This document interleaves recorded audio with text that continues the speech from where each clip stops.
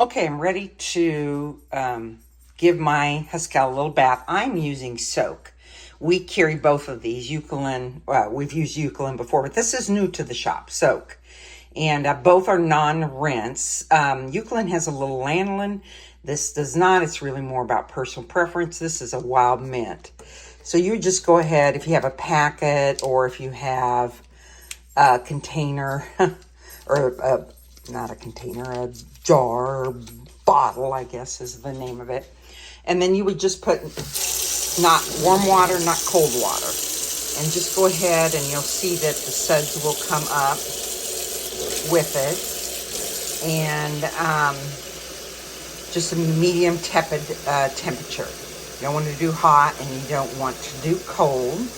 Go ahead and fill it up. You see that it does suds up, but it will, you do not have to rinse and rinse and rinse. And that's what's important about this. So now we're going to give this guy a little bit of a bath. So I'm just going to push him down until he's completely submerged. And completely submerged. And this smells nice. And I will let it soak, the HusKAL soak, for about 15 minutes. If it goes 20, if it even goes 30, it's okay. One of the things I do like to do when I'm blocking, especially if I've got a red, I'm going to kind of watch the water and make sure I'm not getting, so you just don't want to kind of walk away. You want to come back and check it out and make sure you're not getting a little bit of pinkness happening in the water. It doesn't seem to appear because you could pull it at that point. This has got gray. It's not really going to matter. If you were using a red and white, you would want to pay attention to that.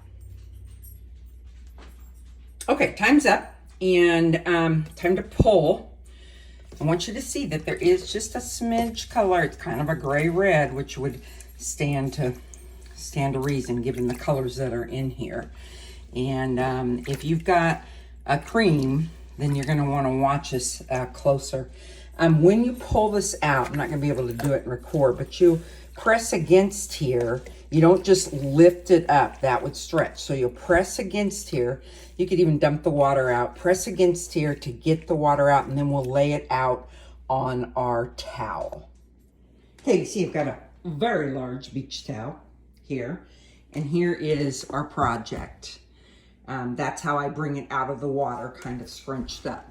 And then what I will do is I will just gently kind of lay it out like along, because of the length. I don't want to stretch it. I just kind of want to lay it in here so that then I can roll up the towel.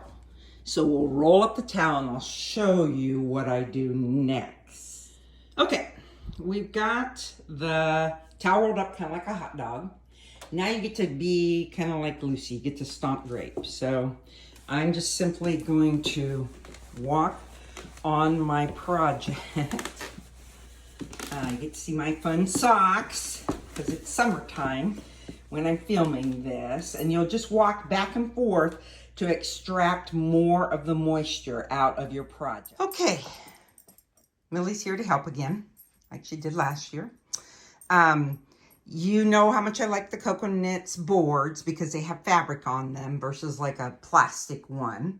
And then I also like to use the knit blockers. We carry both of these at the shop. And you can see I've just kind of opened up my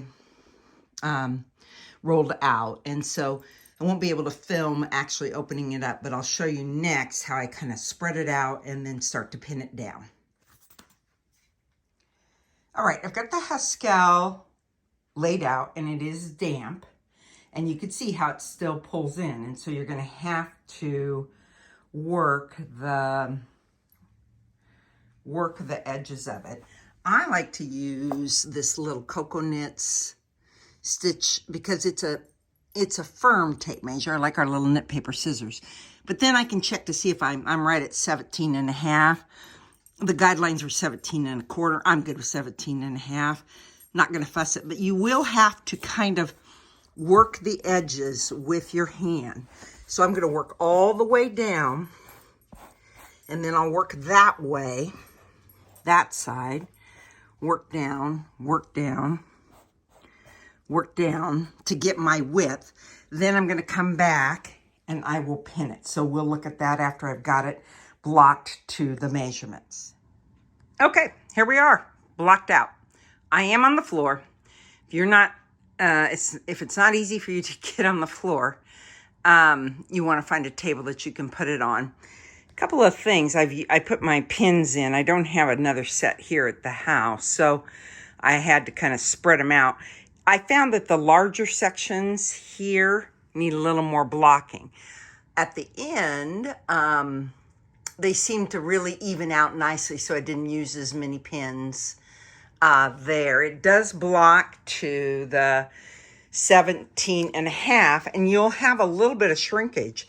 So I think it's going to be perfect for the width. I need to measure to see what we are length, and I'll be able to tell you that. Now, we're just going to leave it set here, and it's early in the morning. It is humid on this August day, so I'll let you know how long it takes to dry. This yarn is stunning. It blocks beautifully, behaves beautifully. It creates a really nice piece. Look how open up our volleyball section and this section as well. Millie, do you approve? Millie, I guess she doesn't care. But we will shut the door so that Millie does not decide to take a walk or a nap on my beautifully finished HusKAL.